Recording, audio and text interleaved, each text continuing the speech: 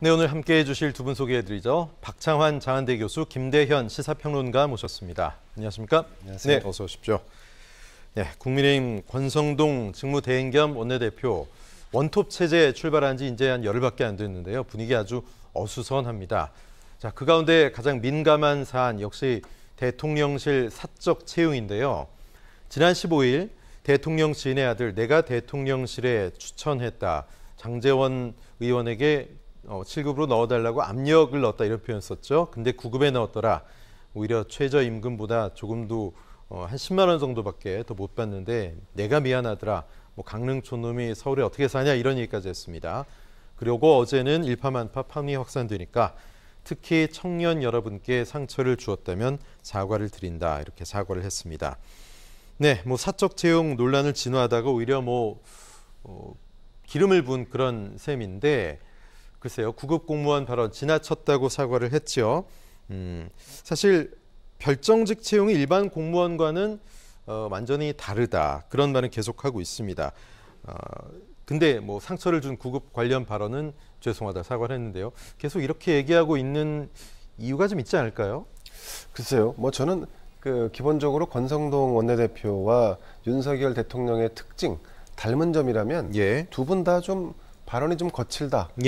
이런 그냥 표면적으로만 보면 조금 순수한 거 아니냐라는 생각도 한편으로 드는데 사실은 정치를 이렇게 터프한 발언으로 하는 것은 굉장히 좀 문제가 좀 있다라고 봅니다. 이번 사적 채용 논란이라고 하는 것은 사실은 어떻게 보면 초기에 잘 어떻게 대응을 했다 그러면 지금처럼 커지지 않았을 텐데 결국 권성동 원내대표가 7급도 아니고 9급에 넣었더라라는 식의 발언을 함으로써 오히려 좀 키운 측면이 있죠. 저는 청와대 안에서 이 어떤 사람을 채용하는 문제는 사실 과거 정부는 다 똑같았다고 봅니다. 그리고 이명박, 박근혜, 문재인 정권 다 마찬가지였는데 결국 그 채용 과정이 결국 상식에 부합하고 능력이 있었는가, 절차는 온당했는가라고 하는 점이 일반 여론에 좀 부응할 수 있다면 사실 큰 문제가 안 된다고 봅니다. 그런데 절차라든가 혹은 과거의 어떤 의혹 관계로 엮여 있는 구설에 있었던 사람과의 인적 관계 속에서 이런 채용들이 이루어졌다라고 한다면 그것이 온당한 채용이었는지에 대해서 설명을 해줄 필요가 있다. 근데 그것이 아니라 별 문제 안 된다. 과거에도 이랬다. 이렇게 해명하는 것은 대단히 정무적이지 못한 이런 행보라고 봅니다. 박창환 교수님, 지금 계속해서 이제 9급 발언 관련된 발언은 사과드린다. 그런데 별정직 채용에 대해서는 하던 얘기를 계속하는 거잖아요. 어떻게 보십니까? 늦게라도 사과한 거는 그나마 다행이긴 한데 여전히 문제의 본질을 잘 모르시는 거 아니냐, 아니면 모르는 척 하는지도 모르겠습니다. 일단 권선동 원내대표뿐만이 아니라 시민사회 수석도 이제 똑같은 비슷한 말을 역관제 이런 얘기를 했는데 역관제라 그랬죠. 그러니까 선거 캠프에 윤석열 대통령이 정치 신인이고 그러다 보니까 믿을 만한 사람이 주변에 친인척이라든지 아니면은 지인 아들들 이런 사람들이 초반부터 도와주고 그분들이 캠프에서 일했고 또 인수위에서도 일했는데 그들 중에서 능력 있고 괜찮은 사람 뽑아 쓴 게 뭐가 문제냐라고 하는 거예요. 자, 그런데 이런 반응이 국민들이 느끼기에는 굉장히 올드하다라는 느낌입니다. 한 10년 전, 20년 전에 국회의원들이 지역에서 당선되면 선거운동 도와주셨던 지역 유지 딸 9급 공무원으로 데려갔었습니다. 그게 당연시되던 시대가 있었어요. 그런데 지금은 어떻습니까? 6년 전에 서영교 의원이 친척 공무원 자기 비서관으로 쓰다가 국민들의 맹폭격을 받았습니다. 그래서 아예 법으로 4초는 임용을 못하게 했고 8초는 신고 대상입니다. 그 정도로 국민들은 지인 또는 친인척들을 주변에 데리고 오는 것들을 정말 특별한 경우가 아니고서는 굉장히 엄격하게 국민들이 바라보고 있는데 이거를 마치 10년 전, 20년 전 정치권에서 했던 그런 행태를 지금에 와서 하면서 뭐가 문제냐는 식으로 이렇게 얘기를 하면 국민들 눈높이에 이게 과연 맞느냐. 이 국민들이 얘기하는 건 이거거든요.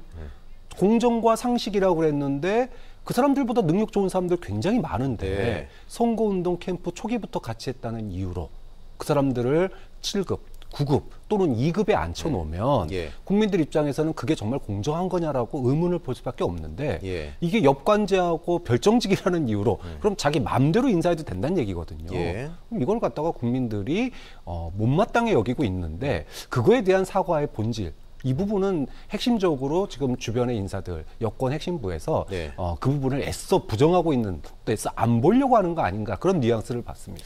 저는 뭐 사실은 권성동 원내대표의 해명 자체는 굉장히 문제가 있었다라고 판단을 하면서도 다른 한편으로 보면 대통령실 구성의 어떤 문제는 사실은 선출된 대통령의 결정이 매우 중요하다라고 봅니다. 그런데 어떤 그렇게 해서 채용된 현재 대통령실의 구성원들이 그 면면에서 뭔가 문제가 발생하고 아니면 하자가 있어서 이런 사람들을 채용하는 것은 대단히 큰 문제가 있다라고 야당이 주장을 한다면 그것은 더 큰 설득력을 얻을 수 있을 것 같은데 지금 보면 야당은 과거에 이러이러한 어떤 인연 혹은 이러이러한 어떤 뭐 전례 아니면 사적인 어떤 관계에 의해서 채용한 것 자체 그 자체가 문제다라고 주장하는 것은 제가 볼 때는 조금 좀 과하다. 그래서 오히려 그들이 가지고 있는 내재적 문제점을 좀 더 지켜본 뒤에 문제 제기를 하는 것이 좀 더 낫지 않았을까 하는 그런 생각도 듭니다. 뭐 선거에 기여하고 개인 인연이 있는 사람을 아예 안 쓸 수는 없겠죠. 그런데 능력 위주로 또 공정한 균형감 있는 인사를 했더라면 과거에도 이제 사적으로 지인들 뭐 능력 있는 사람들, 캠프 때 도왔던 사람들 이렇게 공채하지 않고 채용했던 전례가 많지 않았습니까? 그랬더라면 문제가 이렇게까지 불거지지 않았을 텐데 좀 쏠리는 인사를 했고 또 그런 가운데서 어떤 오만함, 좀 교만한 그런 모습을 보인 것이 국민들을 좀 화나게 만든 것이 아닌가 이런 생각이 들었습니다. 자, 권성동 대행이 여러 사안 참 곤란하죠. 오늘 교섭단체 대표 연설을 했는데요. 어제 민주당의 박홍근 원내대표가 윤 정부에 대해서 나를 예리하게 세웠었습니다. 오늘은 권 대행이 민주당을 향해서 고스란히 돌려주는 모양새였는데 어떻게 얘기했는지 함께 잠깐 보시고 말씀 나누죠. 문재인 정부가 떠넘긴 것은 나라 빚과 독촉뿐만이 아닙니다. 알박기 인사까지 떠넘겼습니다. 당시 문재인 대통령께서는 국민이 죽어가는 6시간 동안 구조 지시조차 하지 않았습니다. 오히려 국가가 앞장서서 월북몰이를 하였습니다.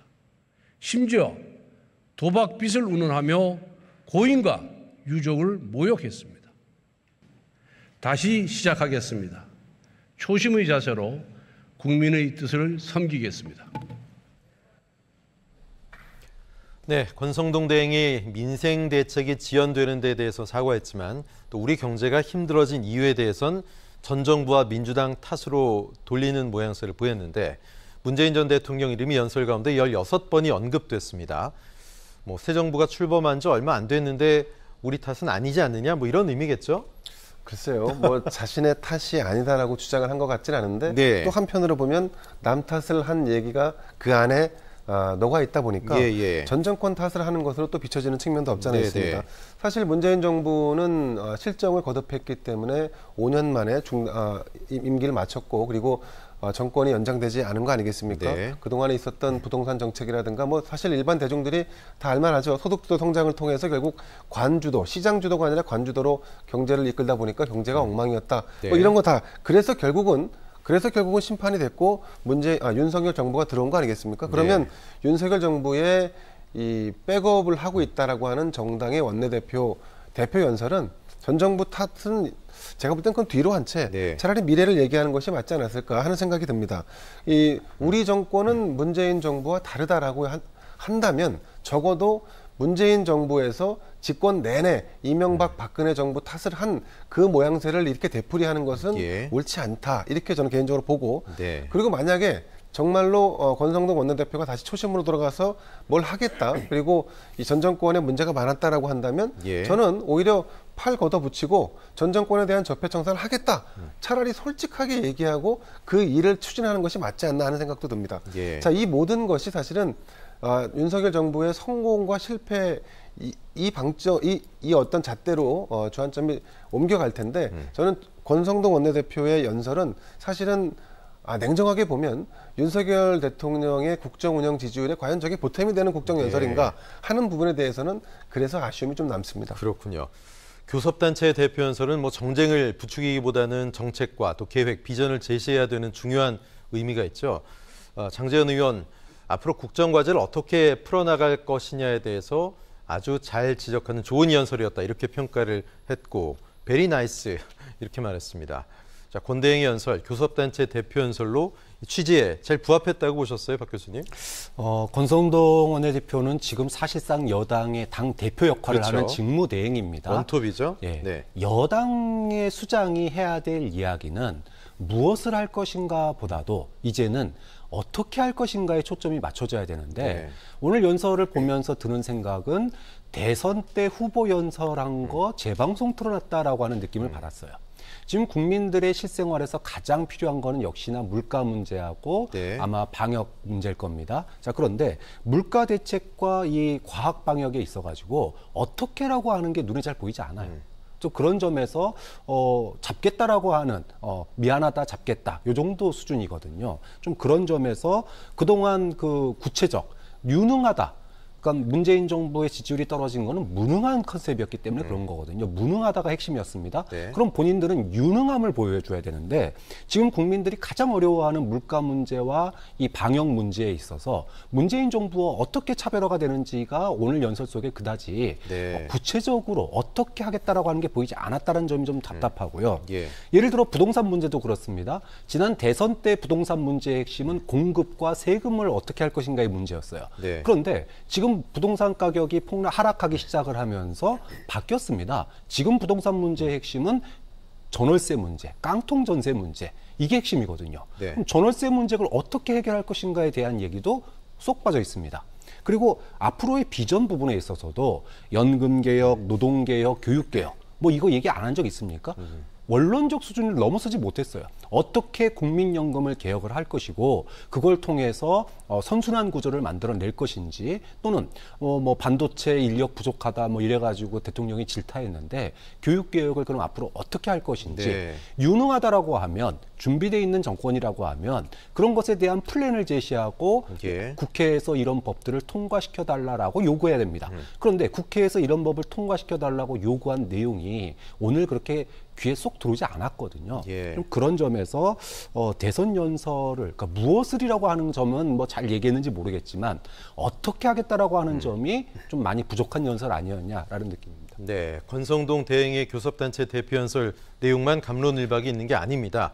어제 먼저 연설한 박홍근 원내대표 연설 내용에 대한 논쟁도 여전하고 또 오늘 아침엔 윤석열 대통령의 도어 스태핑에 이목이 모였습니다. 두 영상 함께 보시고 더 이야기해 보겠습니다. 대통령 가족과 친인척, 측근 비리는 정권뿐 아니라 나라의 불행까지 초래합니다. 박근혜 정부 시절 청와대의 공적 시스템을 무력화시킨 비선실세 최순실의 국정농단은 헌정사상 초유의 대통령 탄핵으로 이어졌습니다. 뭐 야당 정치인의 발언에 대해서 뭐 대통령이 거기에 대해서 언급할 필요가 있겠습니까? 자, 오늘 즐거운 하루 되시기 바랍니다. 네, 박홍근 원내대표는 새 정부의 행보에 대한 우려에 힘을 줘서 발언을 했고 윤 대통령은 그 발언에 입장을 낼 필요가 있느냐 이렇게 말했습니다. 또 레임덕, 탄핵 이런 단어들을 꺼낸 박 대표 그리고 애써 무시하는 듯한 윤 대통령의 태도 글쎄 누가 좀 지나쳤을까요? 어떻게 보셨습니까? 네, 참 사상 초유의 일을 우리 국민들이 참 많이 겪고 있습니다. 네. 임기 시작 2달 만에 32%의 대통령 국정수행 지지율도 사상 초유고 예. 또 임기 2달 만에 야당 원내대표가 국회에서 탄핵이라고 하는 키워드를 공식적으로 물론 뭐 간접적인 화법이지만 그렇죠. 언급한 것도 사상 초유입니다. 네.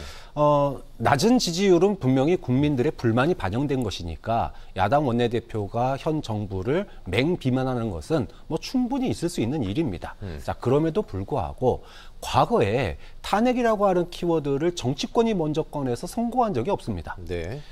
노무현 대통령 시절에도 탄핵을 정치권이 꺼냈을 때 역풍으로 다가왔고요. 네. 5년 전 문재인 정부 출범한 이후에 당시 자유한국당의 황 대표가 문재인 정부 퇴진을 주장했을 때도 예. 선거 패배로 이어졌습니다. 다 역풍으로 이어졌어요. 그럼 그럼에도 그걸 알면서도 박홍근 원내대표가 굳이 탄핵이라고 하는 키워드를 하나 넣은 이유는 뭘까?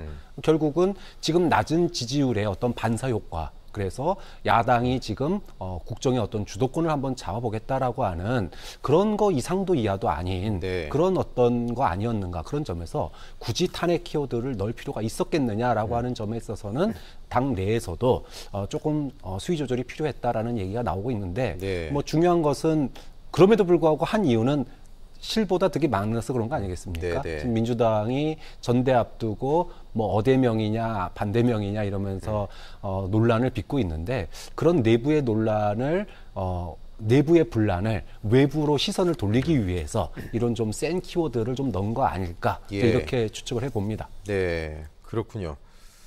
박 원내대표 어제 연설에 대해서 국민의힘 공식 반응은 협치의 뜻이 있긴 하냐 이 말이었습니다. 그 논리대로라면 윤 대통령도 오늘 발언에서 반대로 되돌려줄 수 있지 않을까 그런 생각도 드는데 여론조사는 신경 안 쓰고 또 제1야당 수장이 애써한 말은 또 언급할 필요가 별로 없다 이렇게 얘기했습니다. 김평론가님 어떻게 보셨어요?